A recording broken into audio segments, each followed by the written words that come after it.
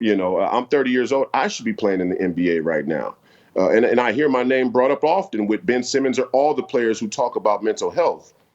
And me and Ben Simmons are not the same.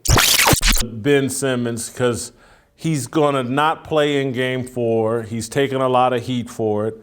Reggie Miller, all-time great player, tweeted out either yesterday or this morning that Ben Simmons has zero competitiveness. I mean, just trashed Ben Simmons. Do you think that's a fair criticism? Yeah, I mean, Reggie's a sellout. I mean, let's get serious. Half of these people that want to comment on these things, they're all establishment shills. None of them want to talk about the real issue. So what they do is they get their checks signed to talk about these petty issues. And so I just don't really give them any leeway or a voice at all. I mean, when I see that Reggie Miller made a comment, I'm like, you're a sellout on the shelf. That's it. Ben Simmons, I don't know what's going on with Ben Simmons. Something clearly is going on with him.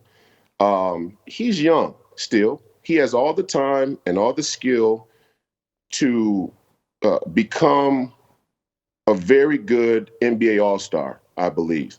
It has to be in his heart and mind to do that. And right now it doesn't seem like it's in his heart or mind to do that. I can't speak to that because I don't know him personally. I will say if it was me, I would be playing in game 4 tonight. and so part of this, Jason, go ahead. No, well, Stephen A. Smith made a separate argument that Ben Simmons sitting out this entire season is going to be the impetus for NBA owners to try to push for some kind of pay-for-play model in the next collective bargaining agreement.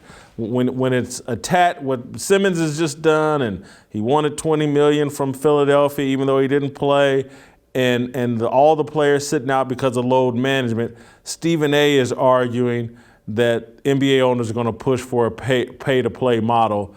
Do you think that's a good idea? Well, I think it's a completely dishonest idea. I mean, they would have to come forward and acknowledge and take the brunt of the criticism that they created this culture in the NBA. They themselves, through their anti-competitive cartel-like ownership and stewardship of the game, of the NBA. And that's exactly what they've done. They've price set in the NBA, and they've inflated the price for their own capitalistic gain. And they've created a culture that is so far from what we admire, let's say, about the college game. And that's of their creation. And so let me take it back a step if I can. The Ben Simmons thing is kind of personal for me because you could argue that I was the first athlete to bring this mental health conversation into the public square. And I'm not so old myself. I'm 31 years old and probably 26 in basketball years, or as far as mileage goes. But, I'm 30 years old. I should be playing in the NBA right now. And I hear my name brought up often with Ben Simmons or all the players who talk about mental health. And me and Ben Simmons are not the same. Our skill sets are similar, right? Point forwards. We are two of the players that kind of revolutionized this modern hybrid post point guard model. LeBron was first, but then it was like Ben Simmons, Draymond Green, all of these guys who are 6'8", 6'7", 6'9", who can play the one tangibly, see the court and make the plays. We are not the same.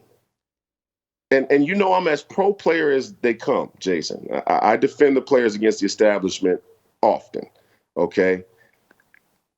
What I did was challenge a situation that was going on behind the scenes in the NBA, in the upper management and ownership suite, that was true and has been vindicated, that mental health was a problem and that the ownership and the corporate world were completely out of touch with the human condition and the implications of it on the game itself, but on the culture around it, okay? And that they actually had to switch their policies, ex post facto, because of what I said and what I did. Ben Simmons' claim around mental health is much, much different.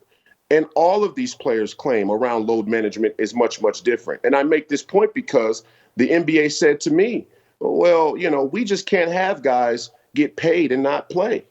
but they were okay with it if they were sitting NBA stars who they wanted to save for the postseason. This is of their own making.